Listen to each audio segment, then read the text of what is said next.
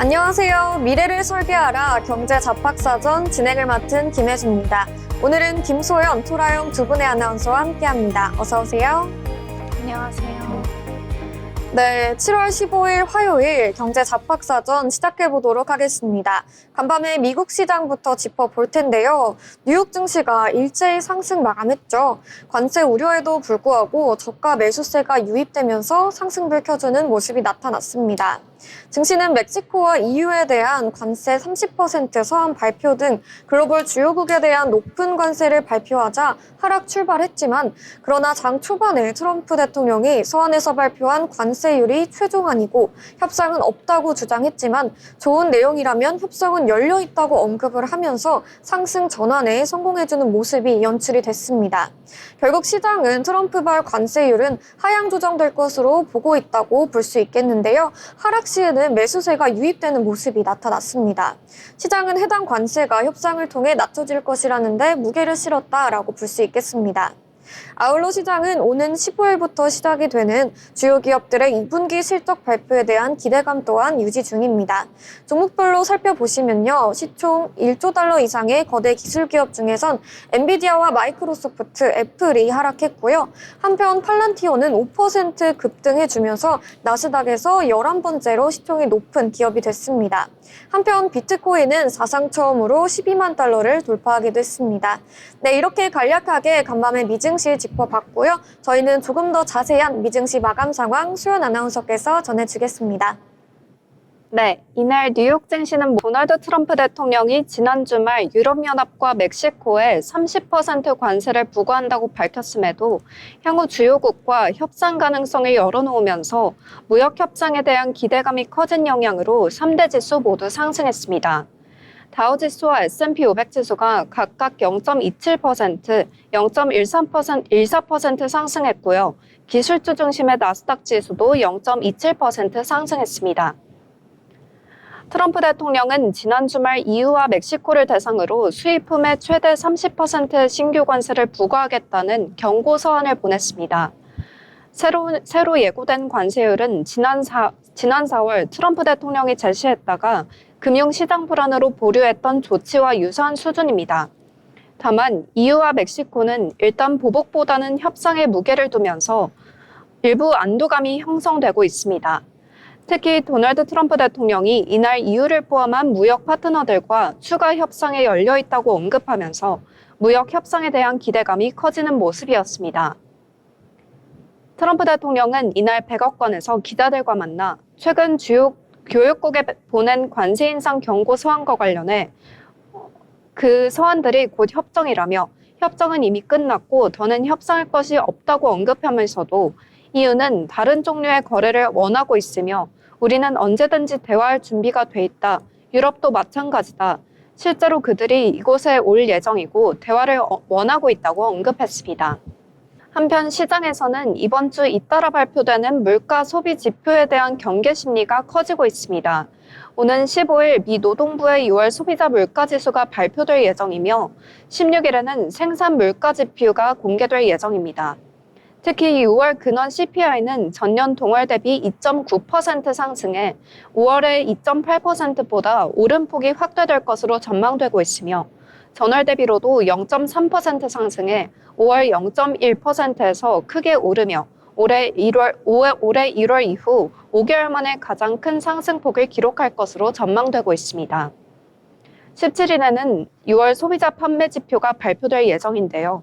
미국 경제의 약 3분의 1을 차지하는 소매 판매는 6월에 전월 대비 0.2% 증가해 5월 소비 위축을 딛고 다시 회복세로 돌아섰을 가능성이 제기되고 있습니다. 아울러 본격적인 어닝 시즌, 연방준비제도 인사 발언 등을 앞두고 관망 심리가 커지는 모습입니다. 이번 주 금융회사를 시작으로 개막하는 어닝 시즌은 관세 여파를 파악할 수 있는 주요 단서가 될 전망으로 시장조사 사업체 팩트셋에 따르면 S&P 500 기업의 2분기 순이익은 전년 동기 대비 4.64% 증가할 것으로 전망되고 있습니다. 이는 최근 5년 평균과 10년 평균보다 낮은 증가율인데요.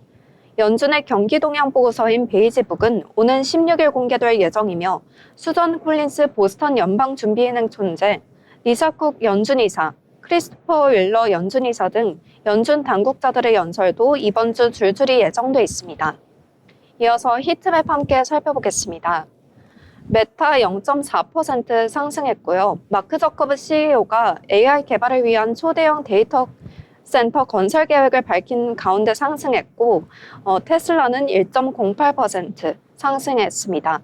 이는 일론 머스크 CEO가 AI 스타트업인 xAI의 합병을 추진을 위한 주주 투표를 실시한다는 소식이 전해진 가운데 상승한 것입니다. 이외에도 알파벳 A 0.76%, 아마존 0.3% 등 상승했습니다. 이어서 주요 기업들 이슈도 함께 살펴보시죠. 아마존의 대규모 할인 행사인 프라임데이 기간 미국 온라인 거래 매출이 30조 원을 넘어선 것으로 나타났습니다. 전자상거래 데이터 연구업체 어도비 애널리틱스에 따르면 지난주 아마존이 진행한 프라임데이 행사 기간 동안 온라인 매출이 약 241억 달러에 달합니다. 이는 지난해 같은 기간보다 30.3% 증가한 수치입니다. 당초 예측치였던 28.4%를 상회하는 수준입니다. 메타는 비용 지불 또는 정보 수집 동의 모델에 대해 추가 변경을 할 가능성이 작다는 보도가 전해진 가운데 유럽연합으로부터 새로운 반독점 혐의와 막대한 벌금을 초래할 수 있다는 우려가 커졌습니다. 관계자들은 메타가 현재 상황이 바뀌지 않는 한 해당 모델에 대해 더 이상 수정은 없을 것이라는 입장을 고수하고 있다고 전했습니다. 애플이 부진한 인공지능 사업에 활력을 불어넣기 위해 인수합병과 인재 확보에 보다 적극적으로 나서야 한다는 지적이 나오고 있습니다. 애플은 지난해 6월 세계 개발자 회의에서 AI 청사진을 공개했지만 신기능이 기대에 못 미치거나 출시가 지연되고 있습니다. 관세와 규제 리스크를 비롯해 여러 문제에 직면해 있지만 특히 AI 개발 경쟁에서 부진한 성과를 내고 있어서 투자자들의 우려가 커지고 있습니다. 일론 머스크 테슬라 CEO가 자신이 창업한 인공지능 업체 xAI에 투자하기 위해 주주 투표를 실시한다는 소식으로 테슬라가 1% 이상 상승했습니다. 머스크는 스페이스X가 xAI에 20억 달러를 투자하기로 합의한 것으로 알려진 이후 테슬라도 xAI에 투자할 것이라며 이를 주주 투표에 붙이겠다고 밝혔습니다. 수많은 스타트업과 주요 기술 기업과의 AI 개발 경쟁이 치열해지는 가운데 xAI는 챗봇 그록을 핵심 사업으로 추진 중에 있습니다. 투자자들은 테슬라의 xAI 투자자가 상호 윈윈이 될 것이라고 보고 이 같은 소식을 환영한 것으로 보입니다. 지금까지 미증시 마감 시황 전해드렸습니다. 네, 뉴욕 증시 관세 우려 속에서도 저가 매수세가 꾸준하게 유입이 돼주면서 지수 상승으로 마무리했고요. 다가오는 실적 시즌도 주목해 보셔야겠습니다. 이어서 저희는 기업에 대해서 알아보도록 하겠습니다. 나영 아나운서 전해주시죠. 네, 오늘은 AI 혁신의 최전선에 있는 기업이죠. 바로 오픈 AI를 소개합니다. 챗GPT, 달리 같은 인공지능 모델로 우리의 일상생활과 산업을 빠르게 바꿔주고 있는데요. 단순한 연구소를 넘어 실생활과 비즈니스 혁신을 이끄는 미래기술의 선두주자. 지금부터 오픈 AI의 이야기를 함께 만나보시죠. 오픈 AI는 2015년 일론 머스크와 샘 올트먼을 비롯한 실리콘밸리의 혁신가들이 인공지능을 안전하고 공정하게 발전시키자는 목표로 세운 연구소입니다. 처음엔 이렇듯 비영리 기관으로 시작했지만 점차 막대한 컴퓨팅 자원과 사업화 전략을 갖추면서 사람들이 쉽게 쓰고 이해할 수 있는 AI 개발에 집중하게 됐죠. 오픈 AI가 이렇게 전 세계에 이름을 알리게 된 건 바로 자연어 처리 AI GPT 시리즈 덕분입니다. 특히 GPT-3와 GPT-4는 방대한 언어 데이터를 학습해 사람과 거의 비슷한 대화와 글쓰기가 가능하다는 평가를 받았죠. 챗GPT 서비스는 개인은 물론 기업들의 생산성 향상과 창작 활동에도 큰 변화를 불러일으켜 왔습니다. 오픈 AI는 AI를 누구나 쉽게 쓸 수 있도록 API와 챗봇 서비스를 제공하며 기술의 민주화를 추구합니다. 하지만 AI가 잘못 쓰일 가능성, 그리고 편향성 문제 등도 꾸준히 고민하며 투명성과 책임 있는 AI 개발에 힘을 쓰고 있죠. 그 과정에서 AI의 안전과 공정성을 늘 최우선으로 생각합니다. 네, 마이크로소프트와의 긴밀한 협력 역시 하고 있는데요. 이러한 긴밀한 협력을 통해 클라우드 인프라를 확대하고 교육, 의료, 금융, 콘텐츠 제작 등 다양한 산업군에서 AI 솔루션을 공급 중입니다. 이 덕분에 전 세계 기업과 개인들이 AI 기술을 빠르게 접목하고 활용할 수 있게 됐죠. 오픈 AI는 혁신뿐 아니라 사회적 책임에도 집중합니다. 다양성과 포용성을 강조하며 직원들의 창의성을 존중하고 AI가 인류에게 긍정적인 영향을 미칠 수 있도록 윤리적 기준과 그리고 지속 가능한 개발에 앞장서고 있습니다. CEO 샘 올트먼은 기술과 책임의 균형을 강조하며 조직을 이끌고 있습니다. 이렇듯 AI 혁신을 선도하며 우리의 삶과 산업의 변화를 이끄는 오픈 AI. 누구나 AI를 활용할 수 있게 하면서 책임 있는 AI 개발까지 고민하는 기업입니다. 앞으로도 미래 기술의 중심에 있을 오픈 AI. 계속 지켜봐야 할 기업입니다. 이상 오늘의 기업 로그였습니다. 네, 많은 이용자들을 보유하고 있는 챗 GPT를 만든 오픈 AI 기업에 대해서 함께 알아봤습니다. 이어서 저희는 오늘 나온 이슈들도 짚어보려고 하는데요. 수연 아나운서 전해주시죠. 네, 신문에서 발췌한 기사를 전해드리는 뉴스 브리핑 시간입니다. 오늘도 4가지 소식 준비했는데요. 먼저 첫 번째 소식부터 보시죠. 도널드 트럼프 미국 대통령이 미국 중앙은행 건물공사와 관련한 과다 비용을 빌미로 제롬 파월 의장을 쫓아내려 하고 있다는 관측이 나왔습니다. 트럼프 대통령은 파월 의장이 금리 인하 요구를 들어주지 않자 계속 해임 압박을 가하고 있습니다. 캐비넷의 백악관 국가경제위원장은 현지 시간 13일 ABC 뉴스 인터뷰에서 연준 보수공사 비용이 파월 의장 해임 사유가 될 수 있냐는 질문에 러셀 포트 백악관 예산관리국장이 연준에 보낸 질의에 대한 답변이 크게 좌우할 것이라고 말했습니다. 보트 국장은 연준이 파월 의장 재임 기간 본부 건물 보수공사에 지나치게 많은 예산을 지출해 관련 규정 위반이 의심된다며 이에 항의하는 서한을 지난 10일 파월 의장에게 보냈습니다. 백악관은 옥상 정원과 인공폭포, VIP용 엘리베이터, 대리석 장식 등을 설치해 공사 비용이 초기 계획보다 7억 달러 늘어난 25억 달러 들었다고 주장했습니다. 또 그는 대통령이 연준 의장을 해임할 권한이 있느냐는 질문에 들여다보고 있는 시안이지만 사유가 있다면 대통령은 분명히 그럴 권한이 있다고 답했습니다. 해시 위원장은 차기 연준 의장 후보 중 한 명으로 거론되고 있습니다. 백악관과 공화당 일각에서 연준의 공사 비용 문제를 제기한 것을 두고 미국 언론은 트럼프 행정부가 파월 의장을 해임할 근거를 찾고 있다고 봤습니다. 트럼프 행정부의 파월 의장 해임이 현실화될 것을 우려하는 목소리도 커지고 있습니다. 조지 사라벨로스 도이치뱅크 전략가는 보고서를 통해 금융시장이 트럼프 대통령의 파월 의장 해임 가능성과 그에 따른 리스크를 충분히 반영하지 않고 있다고 분석했습니다. 하지만 사라벨로스 전략가는 파월 의장이 해임된다면 24시간 이내 달러 가치가 3에서 4% 급락하고 미국 국채 수익률이 0.3에서 0.4%포인트 상승할 수 있다고 전망했습니다. 이어서 다음 소식입니다. 도널드 트럼프 미국 대통령이 한국, 일본, 유럽연합 등 주요 교역국들이 미국의 고율 관세를 피하기 위해 자국 시장 개방에 나서고 있다고 밝혔습니다. 대만은 한국과 일본보다 낮은 수준의 관세율을 목표로 협상에 돌입한 반면 일본은 참의원 선거를 앞두고 여전히 소극적인 태도를 보이고 있습니다. 백악관은 합의에 이르지 못하면 8월 1일 관세는 진짜로 부과될 것이라며 압박 수위를 높이고 있습니다. 트럼프 대통령은 현지 시간 13일 기자들과 만나 이유는 그들의 나라를 개방하고 싶어 한다며 일본은 시장을 개방하는 정도가 훨씬 덜하다. 일본은 미국에서 자동차 수백만 대를 팔지만 미국산 자동차는 거의 수입하지 않는다고 말했습니다. 이어 하지만 이들 모두 매우 빠른 속도로 방식을 바꾸고 있다며 한국은 협상 타결을 원하고 있다고 덧붙였습니다. 미국으로부터 32%의 관세 폭탄을 통보받은 대만은 한국과 일본보다 낮은 15에서 20% 관세율을 목표로 협상에 나선 것으로 전해졌습니다.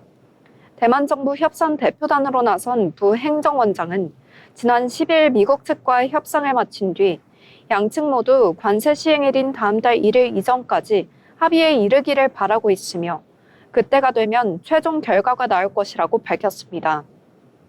대만 언론은 국영 석유 기업인 대만중유공사가 미국 셰일가스 생산 자산의 매입을 검토하고 있다고 전했습니다. CPC는 지난 3월 미국 알래스카 가스라인 개발공사와 액화 천연가스 구매 투자 의향서를 체결한 바 있습니다. 일각에서는 이것이 미국의 환심을 사기 위한 고위험 투자라는 분석도 나오고 있습니다. CPC가 지난해까지 5년 연속 적자를 기록 중이며 누적 손실액은 691억 대만 달러에 이르는 것으로 알려졌습니다. 일본 정부는 트럼프 대통령의 발언에 말을 아꼈습니다. 일본 관광부 장관은 14일 오전 기자회견에서 특정 발언에 대한 언급은 삼가겠다며 국익을 지키는 동시에 쌍방의 이익이 되는 합의 가능성을 정력적으로 모색해 나가겠다고 밝혔습니다. 일본은 오는 20일 참의원 선거를 앞두고 있어 정부와 여당이 미국과의 협상에 적극적으로 나서기 어려운 상황입니다.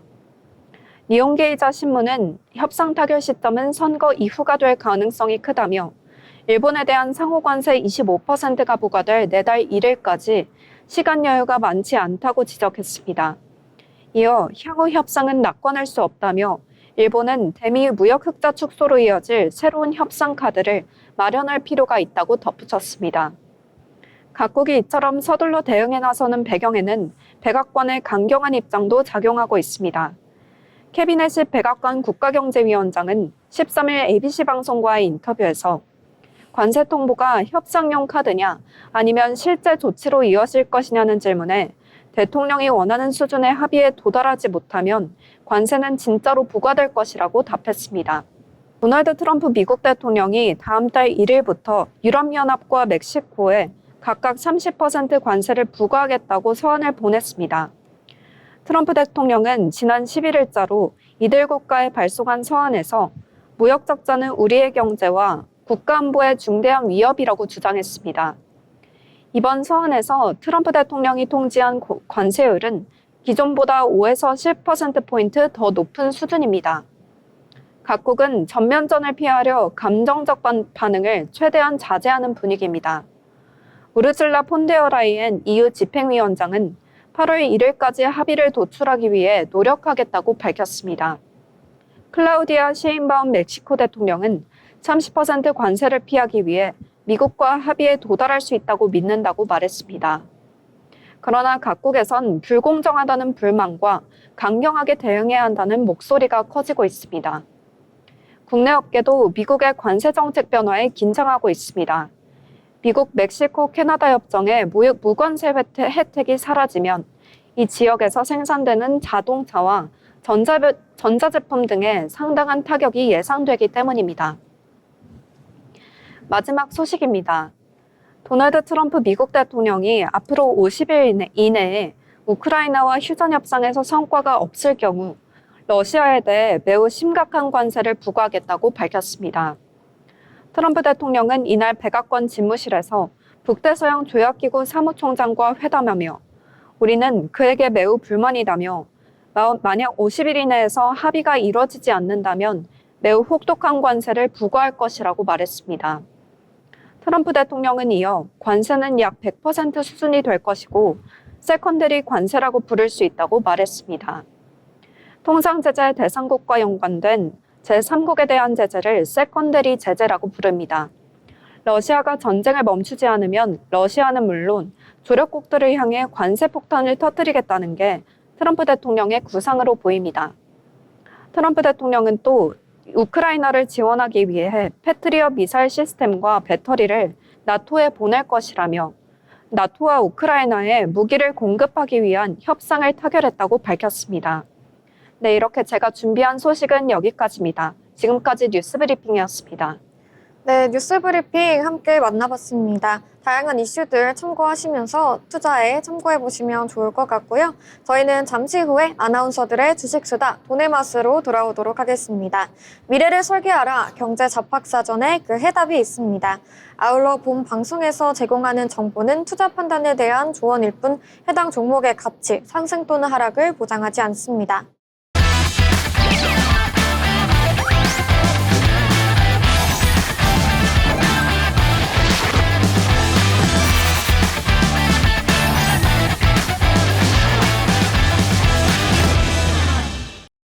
네, 이번 시간은 투자의 고수가 되고 싶은 아나운서들이 경제 이야기, 주식 이야기 나눠보는 시간입니다.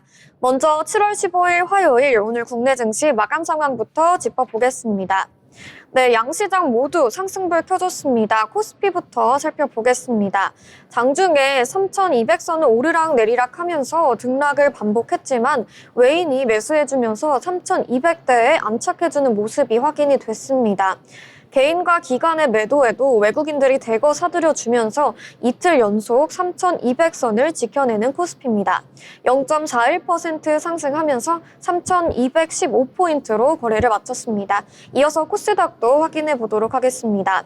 코스닥은 더 강하게 상승해줬는데요. 장중에 계속해서 상승해주면서 상승폭을 더 확대했습니다. 1.69% 상승하면서 812포인트로 거래를 마쳤고요. 바이오주들의 강세가 눈에 띄었습니다. 코스피 수급 보시면요. 외국인이 2,123억 원 담아내줬고요. 개인과 기관이 팔아냈지만 코스닥 살펴보시면 동일하게 외국인이 696억 원 매수해줬고요. 개인과 기관이 각각 461억 원, 기관이 169억 원 매도해줬습니다. 코스피, 코스닥 모두 외국인이 홀로 담아내면서 지수의 상승을 이끌었다 이렇게 정리해 볼 수 있겠습니다. 이어서 시가총액 상위 종목 살펴보도록 하겠습니다. 먼저 코스피입니다. 전반적으로 혼조세가 나타났는데요. 삼성전자는 1.6% 상승해주면서 63,600원에 종가 형성했습니다. 반면에 SK하이닉스는 0.67% 소폭 쉬어가면서 29만 8천원에 종가 형성을 하는 모습이고요. 이어서 LG에너지솔루션도 보겠습니다. 소폭 상승해주는 모습이네요. 0.32% 상승 흐름 속에서 31만 6천 원에 종가 형성했습니다. 이어서 코스닥도 살펴보도록 하겠습니다. 네, 에코프로 형제주를 제외하고는 전반적으로 빨간불 켜줬는데요. 코스닥에서는 바이오주들이 강세를 보였습니다. 시총일이 알테오제는 5% 강하게 급등해주면서 46만 7,500원에 거래를 마쳤습니다. 파마리서치도 5% 가까이 59만 2천 원에 거래를 마쳤고요. 펩트론 눈에 띄는 상승 보여줬는데요. 20% 넘게 강하게 상승해주면서 23만 1천 원에 종가 형성했습니다. 반면에 2차 전지주는 조금 쉬어가는 모습이었는데요. 에코프로 BM이 0.29% 낙폭 보여줬고요. 에코프로가 1.26% 하락했습니다. 네, 이렇게 시가총액 상위 종목들까지 살펴봤습니다. 국내 증시 모두 상승해주면서 좋은 모습 보여줬는데요. 이어서 저희는 오늘 시장에서 뜨거웠던 특징주들 함께 짚어보도록 하겠습니다. 네, 먼저 첫 번째 특징주죠. 소연 아나운서 전해주시죠. 첫 번째로 살펴볼 국내 특징주는 아우토 크립토입니다. 자동차 소프트웨어 전문기업 아우토 크립토가 상장 첫날 60%대 오른 가격에 거래되고 있습니다. 아우토 크립토는 2007년부터 차량 보안 솔루션을 개발 공급해온 국내 유일의 글로벌 미래차 소프트웨어 보안 전문 기업입니다. 아우토 크립토는 2019년 보안 전문 기업 펜타시큐리티에서 펜타시큐리티 시스템을 인적 분할해 설립했습니다. 업계 최정 압력을 보유한 아우토 크립토는 전 세계 약 16억대에 이르는 차량에 의무적으로 탑재될 차량 사이버 솔루션의 핵심 공급 기업으로 21개 완성차 제조사가 선택한 국내 유일 글로벌 기업입니다. 앞서 지난달 24일에서 30일 진행된 기관 투자자 수요 예측에는 총 2,403개의 기관이 참여해 최종 995.34대 1의 경쟁률을 기록했습니다. 공모 금액은 308억 원, 상장 시가총액은 2,105억 원 규모가 될 예정입니다. 전체 참여 기관 중 98.83%가 밴드 상단인 22,000원 이상의 가격을 기재했으며 이 중 약 5.16%의 기관이 확정 공모가를 초과 가격을 제시했습니다.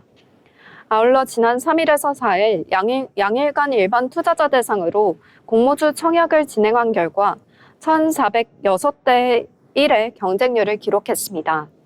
총 20만 4,540건의 청약이 접수됐으며 청약 증거금은 약 5조 4,147억 원으로 집계됐습니다. 아우토크립토는 상장을 통해 조달한 공모 자금을 글로벌 파이프라인 확대와 신규 TS 인증 자격 취득에 전략적으로 투입할 계획입니다. 이어서 차트 함께 살펴보시면요. 아우토크립토 공모가 22,000원 대비 3850원의 종가 형성했습니다. 네, 아우토크립트가 오늘 상장 첫날이었죠. 첫날부터 강한 존재감을 드러냈는데요. 무려 60% 넘는 상승률을 기록해줬습니다.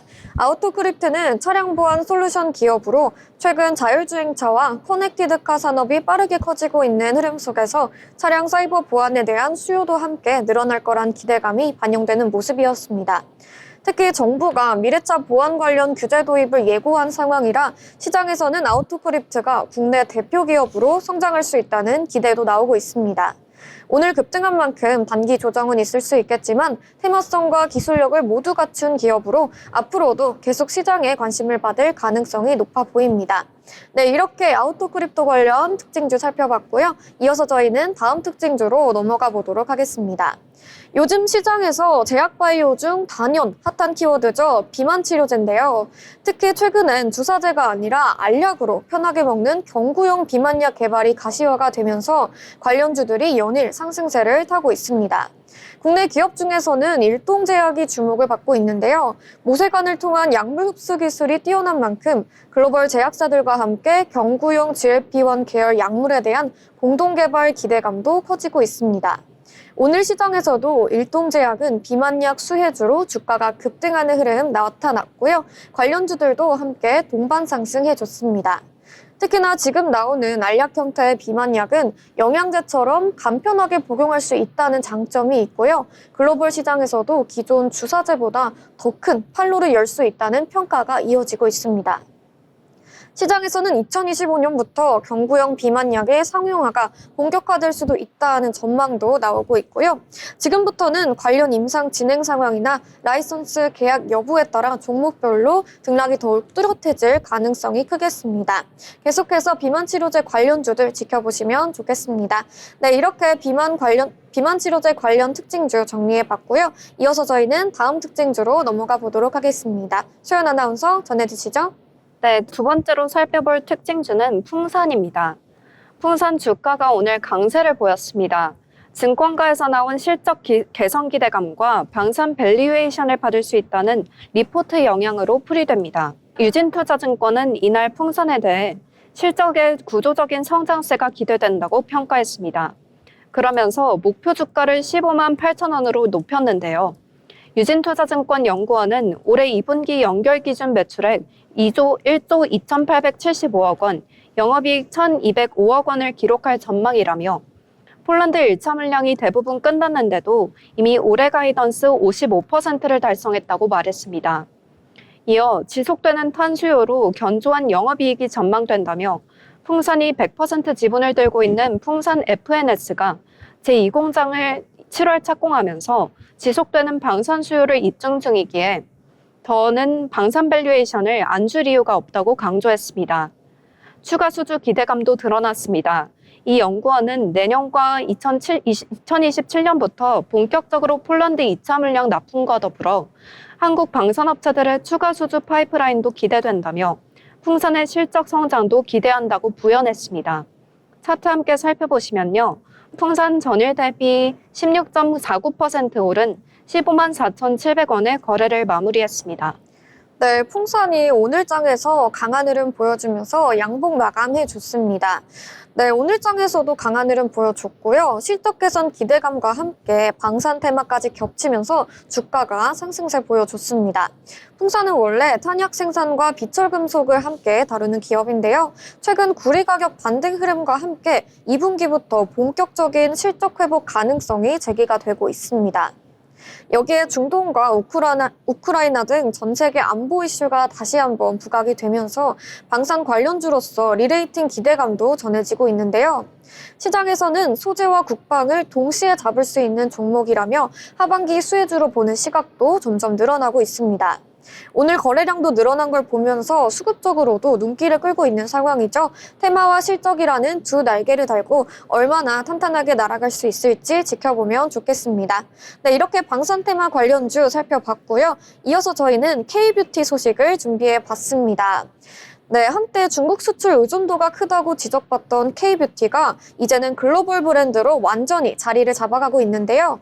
특히 유럽 시장에서 K 화장품 수출이 급증했죠. OEM, ODM 대표 기업인 콜마와 코스맥스의 실적이 고공행진을 보이고 있습니다.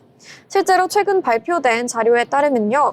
영국, 독일 등 유럽권에서 K뷰티 수출이 30% 이상 증가했고요. 이 과정에서 현지 화장품 브랜드들이 한국 업체에 직접 제품 생산을 의뢰해주면서 국내 OEM 기업들의 글로벌 매출 비중이 확대되고 있는 시점입니다. 관련주들도 강세를 이어갔고요. 증권가에서는 3분기 실적 개선 흐름이 지속될 것이다 라는 분석도 나와주고 있습니다. 게다가 두 기업 모두 친환경 원료, 클린뷰티 라인업 확대 등 ESG 트렌드에도 적극 대응하고 있는 만큼 앞으로 유럽뿐 아니라 북미, 중동 시장까지 커버할 수 있는 확장성이 기대가 되고 있는 상황입니다. 당분간은 실적 발표 시즌을 중심으로 뷰티 OEM 강자들에 대한 관심이 이어질 수 있는 구간이 될 것 같습니다. 네, 이렇게 K뷰티 관련 특징주도 살펴봤습니다. 이어서 저희는 다음 특징주 살펴보겠습니다. 수연 아나운서 전해주시죠. 네, 마지막 특징주는 케어젠입니다. 케어젠이 강세했습니다.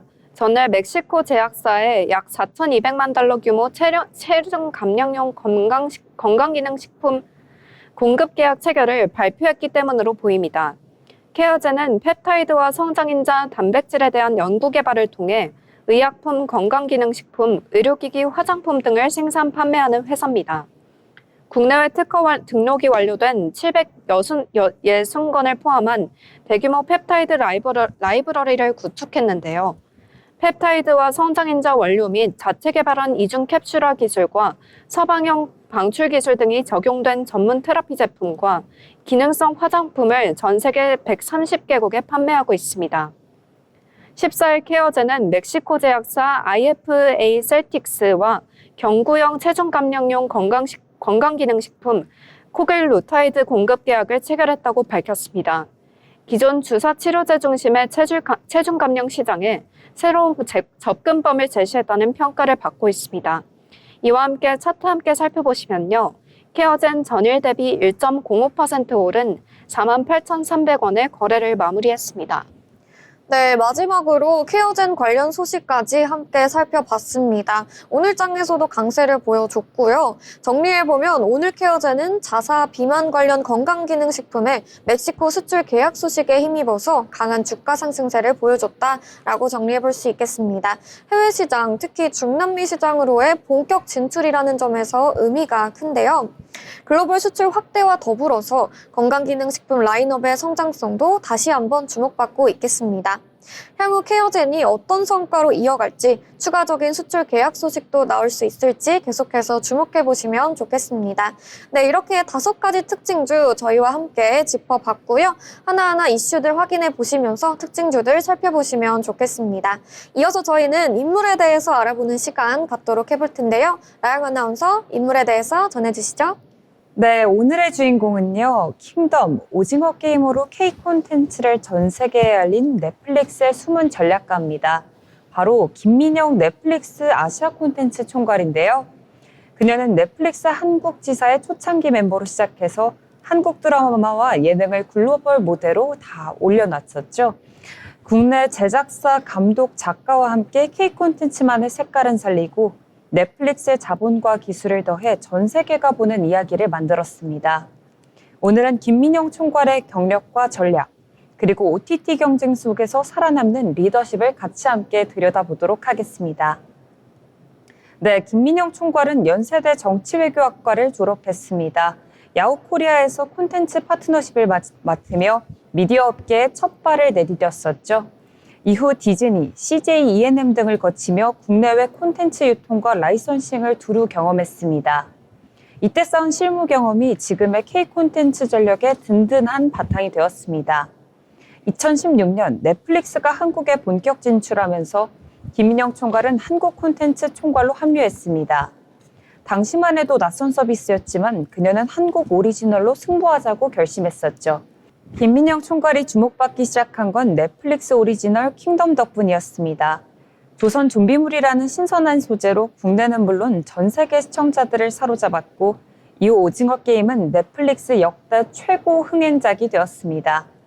그녀는 한국 제작진의 청작 자율성을 최대한 보장하면서 넷플릭스의 자본과 기술을 더해 현지에서 시작해 세계로 통하는 이야기를 만들었습니다.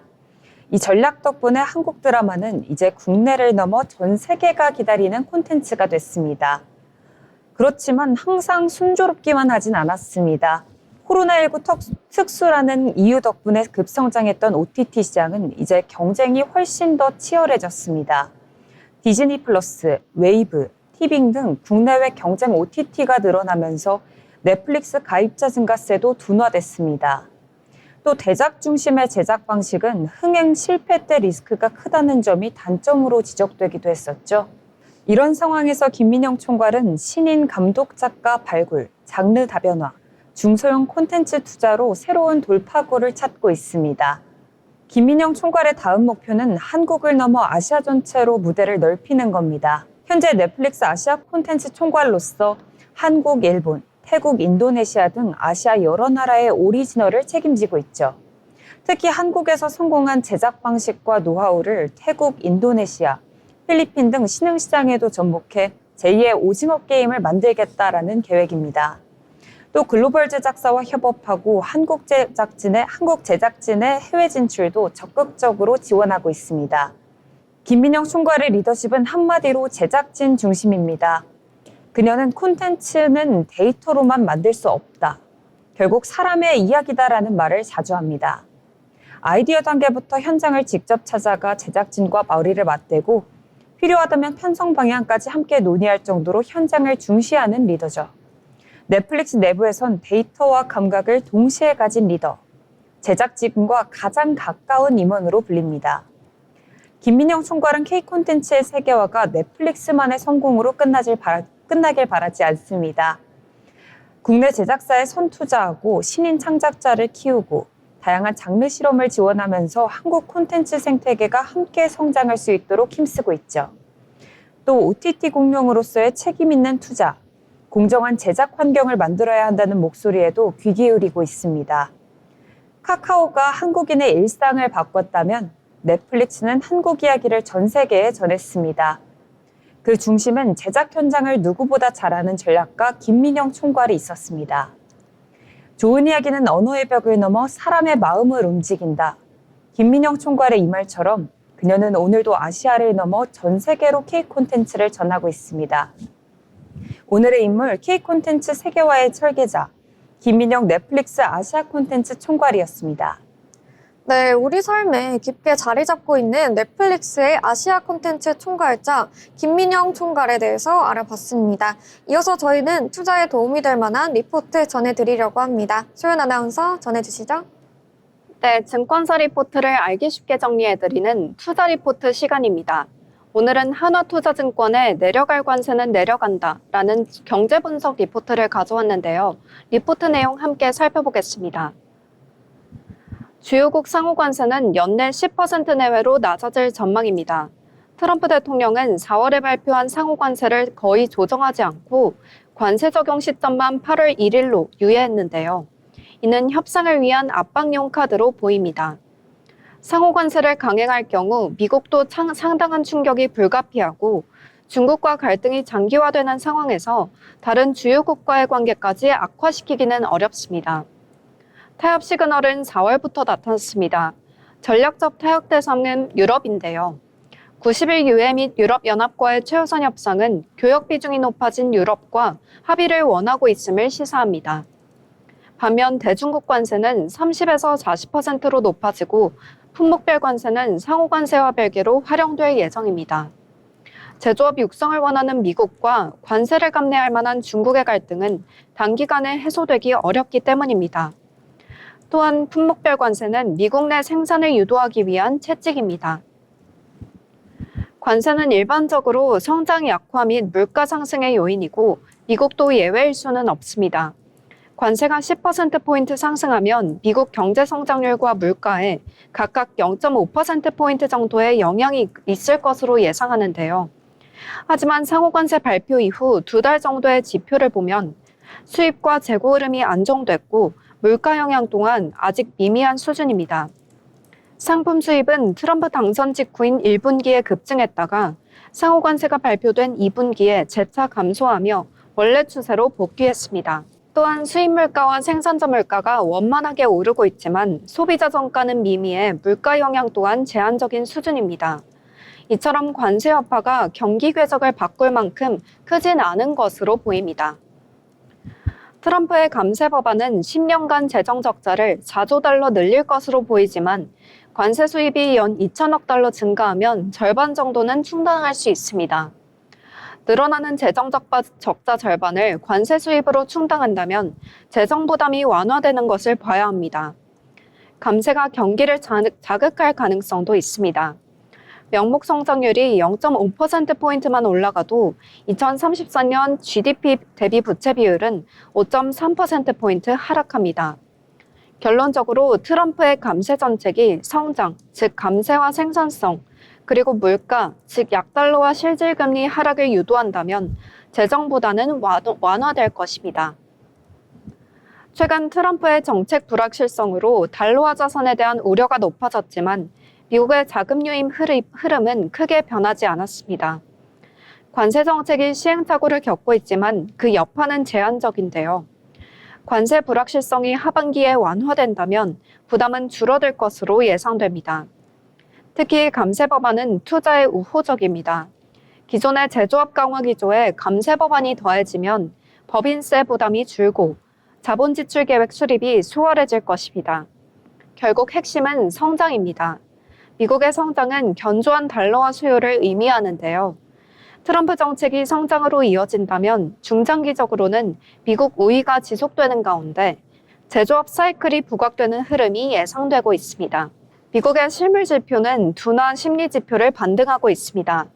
실물 경기가 완만하게 내려오고 심리가 반등하면서 이들 격차가 좁혀질 것으로 예상됩니다. 노동시장 초과 수요 해소, 소득 증가세 둔화 등은 성장 약화 시그널이고 관세 불확실성 해소는 심리 반등 요인입니다.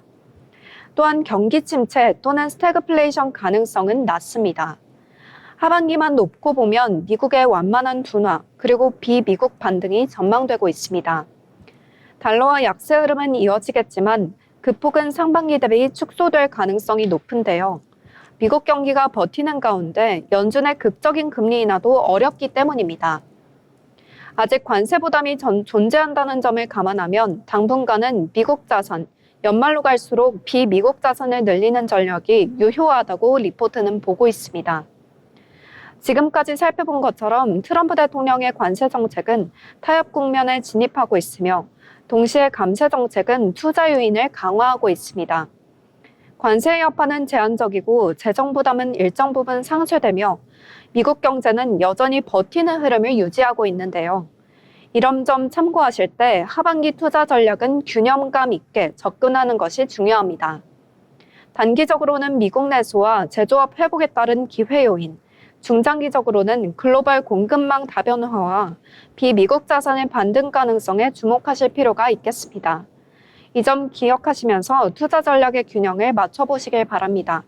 이상으로 투자 브리핑이었습니다. 네, 리포트 브리핑까지 살펴봤습니다. 참고해 보시면서 투자 전략 세워보시면 좋겠고요. 오늘 우리 시장 정리해 보도록 하겠습니다. 미증시는 강세로 마감했고요. 국내 증시는 코스피가 이틀 연속 3,200선을 지켜줬고요. 코스닥도 외국인이 담아주면서 상승을 보여줬습니다.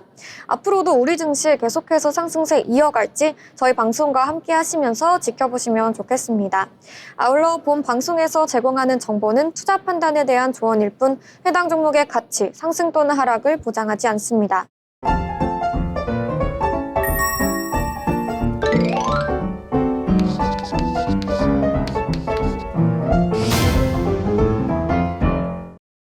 네, 돌아온 오늘장 한 줄평 시간입니다. 한 분 한 분 오늘 장에 대해서 이야기 나눠보도록 하겠습니다. 먼저 라영 아나운서 한 줄평 부탁드릴게요. 네, 오늘 미국 증시를 한마디로 정리하면 관세보다 실적입니다. 트럼프 대통령이 유럽과 멕시코를 겨냥해 최대 30%의 관세를 언급하며 시장이 일시적으로 흔들리는 듯 했지만 결국 투자자들의 시선은 기업 실적 발표로 이어졌습니다. 기술주를 중심으로 나스닥이 상승했고 S&P 500과 다우지수 역시 소폭 오르며 안정적인 흐름을 보여줬는데요.